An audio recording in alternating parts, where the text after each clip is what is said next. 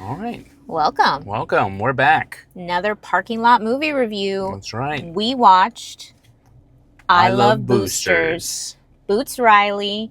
If you haven't seen Sorry to Bother You, watch that film as well. You don't have to before, but you're going to want to because this is an extension of his anti-capitalist art And universe. Yeah. and over the top fantastic. Yeah. Boots has an ideology that not only does he just like wear it regularly, whether it be with his band The Coup, whether it be when he's speaking on the internet, but it's just drawn and written across all of his like art, like and his films being like that first and foremost, like to use capital to create commentary on anti-capital is like, I mean, like, how else are you going to do it? How else are you going to do it? Like that's the society we live in which you require capital in order to convey a message. It's incredibly ambitious. Yeah. This film is, ambitious from the sets, from the costuming, ambitious acting as well from these young actresses and actors. It's incredibly fantastic world that you dive into. This world where it seems familiar, but there is all of this surreality also at play with it. Yeah. So it feels incredibly personal, but then also whimsical in a way. So the way that Boots Riley is able to connect the two is just beautiful. It's poetry.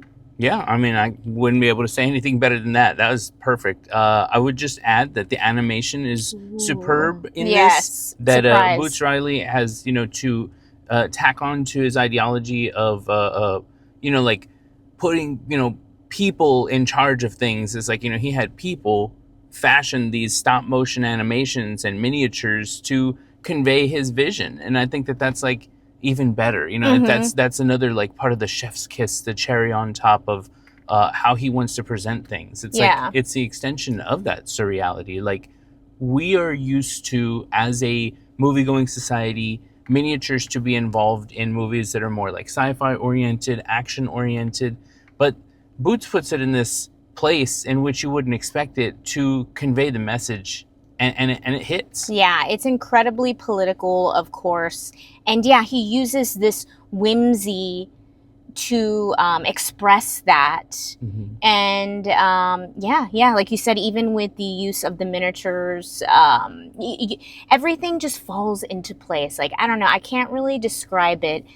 He takes you just on this journey where you like fall in love with these characters. You're rooting for these characters. You know these characters. You know these. I think that's another thing about like the characters that he writes and the people that he works with, is that they're not so far removed from somebody you might know, or even like you know, like they're strong characteristics of like real life people in a situation that could be considered real life to some extent. It's just exaggerated in the way that it is presented. Exactly. Yeah, the surreality really takes it there, where it's not just a film where you're watching and, this is just anti-capitalism, very political, very workers' rights, class consciousness, which it is all of those things. But the way that it's presented is what makes it a masterclass in film. Yeah. He does it like no other with again, creating this world where you see yourself, but it is still whimsy. It's still imaginative. So yeah, it was really, really an incredible watch to see in a movie theater as well. Like, yes, this is a film that you can watch in any other way, but watching it in the movie theaters, big screen, you really see that vision that the collective had while making this film. And yeah, it was incredible. Yeah, and to speak more about the familiarity of the characters too, not just in the sense of like the kind of character or the kind of person that you may know, but there's a familiarity in the way that the characters are written. I would say most notably Keke Palmer's character was very yes, like woman-driven, woman-centric film, fucking awesome. But I would say I'm reminded at times by her character of like Rhett Butler and Han Solo, where there's this like ideology that they kind of like, they have a selfishness to them, that they want to get their point across and then they realize after a while that there is a larger vision here that they are a part of. Yeah. It just takes them a while and that's commentary. To feel a part of it. That's commentary about a lot of like struggling people, right? Where it is a lot of times, why can't I get mine? You know, why can't I get a step up? Like I need that, and you know, very individualistic. You know, as Americans, that is instilled, right? The individual. Yeah. But then you watch this film and you see this character grow. You see the other people around her, and you start to feel the sense of community and why community is important, why class solidarity is important, and again, you're probably thinking like, wow, it's a movie that's tackling, you know, all of this serious issues. Am I even going to have a fun time watching? Yeah, you absolutely are. The answer is yes. Yeah. Even though it's tackling all this, it is such a wild ride. Again, watching it in a movie theater with people and having people laugh and even like kind of glancing at each other at like some of the absurdness, but again, it's not absurd just to be absurd. Yeah. It all, you know, makes a point in it. Yeah. It is incredible. Yeah. You know, the thing about movies with commentary is that the whole point of it being created into a movie is to make it palatable. You know, like for a message, if there's a message, I mean, 9 times out of 10, there's a message in a film. This one, the palatability of it and the marketability of it is very high. There's a lot of reasons to watch this movie, even if you just want to like come and be entertained in an array of ways with actors and actresses that you like. You know, you're gonna get that from this. Like it is an overall good time. You know, like the eccentricities of the sets, the nods, and I'm going to say this, and maybe this is you tell me if maybe you think it's controversial, but I feel like the nods to other like prolific filmmakers like Spike Lee are very existent in this. Yeah, absolutely. You know, and it's respect. You know, like you see the respect level. We've talked about this in numerous videos. The amount of bangers that are soundtracks. I was just going to bring that up next, so I'm glad you did. I was just like, Tune Yards, Tune Yards did the original score to this movie, and my legs could not stop moving every time that you know, sequence would come where they would bring back the score. Yeah, so good. Yeah, and then even just the soundtrack, you know, like some of the music being played, also really incredible. I said it's a good time. It's a good time, but with a really fucking good message. Absolutely, and so timely. Like, this is incredible for especially right now where we are in this country, in this world. This movie couldn't come at a better time, you know? And I mean, at any time it's great, but right now, I really think people are going to resonate with this. I think this is going to resonate.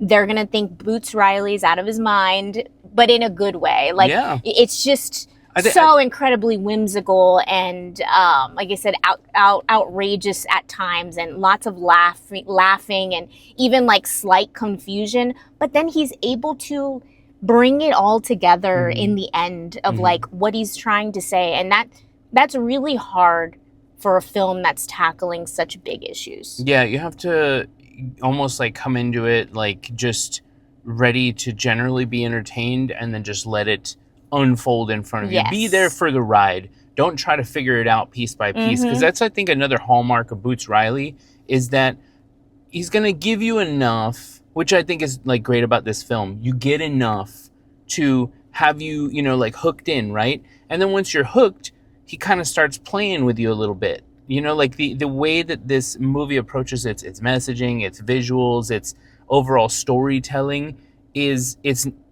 it's not linear, but it's also not hard to follow. You know, and I think it's fantastic. Like, we talked about the music a few minutes ago and how incredible that was. I am a sucker for callbacks sonically. So not only is there like, you know, like a theme for certain characters, but there's a theme for certain situations, and it just like places you to the point to where you get later on in the film. And when some of these like thematic audio things happen, you feel. It reminds me of In the Mood for Love. They do that really well with music. With the that's music, a great comparison. where it's like, oh, you hear that sound, and you're just like, oh, this is about the longing, and you know. And Boots is able to do that. He does that. With the themes and when the music comes in. So Fantastic. 1000% with that.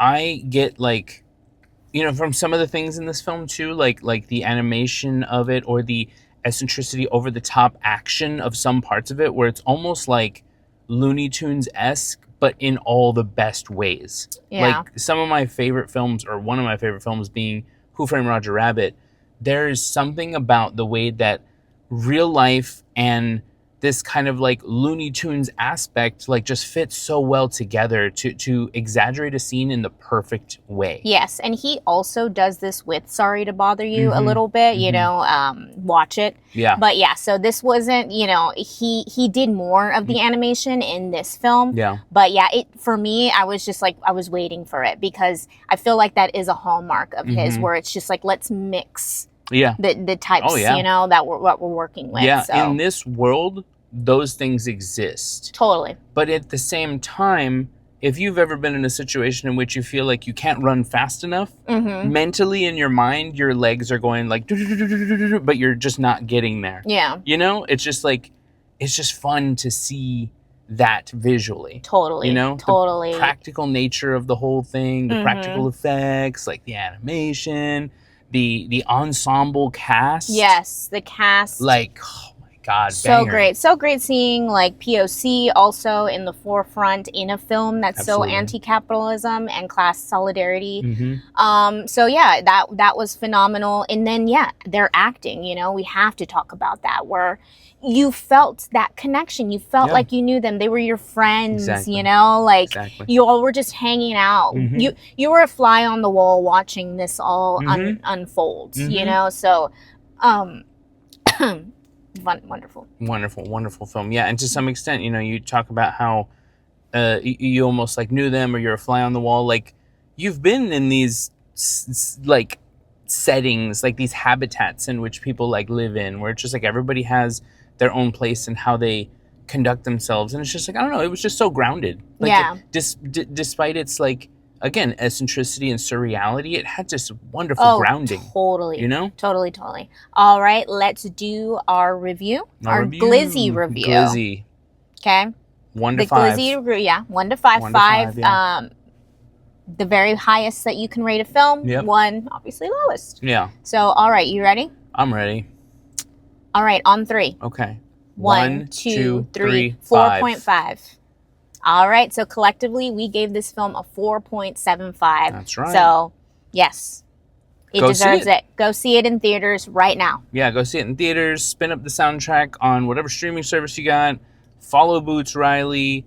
Just do it. All right. See you next time. See ya.